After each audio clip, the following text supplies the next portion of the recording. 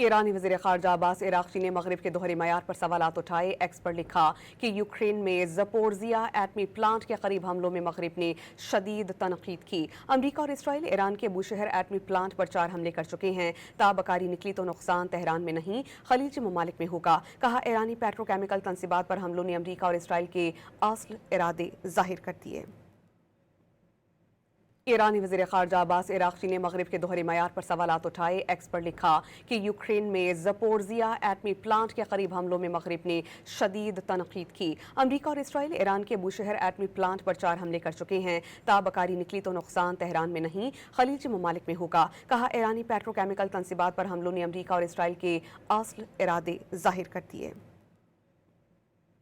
ईरानी वज़ीर ख़ारजा अब्बास अराग़ची ने मग़रिब के दोहरे मयार पर सवालात उठाए। एक्स पर लिखा कि यूक्रेन में ज़पोर्ज़िया एटमी प्लांट के करीब हमलों में मग़रिब ने शदीद तनक़ीद की। अमरीका और इसराइल ईरान के बूशहर एटमी प्लांट पर 4 हमले कर चुके हैं। ताबकारी निकली तो नुकसान तेहरान में नहीं, खलीजी ममालिक में होगा। कहा, ईरानी पेट्रोकेमिकल तनसीबात पर हमलों ने अमरीका और इसराइल के असल इरादे ज़ाहिर कर दिए।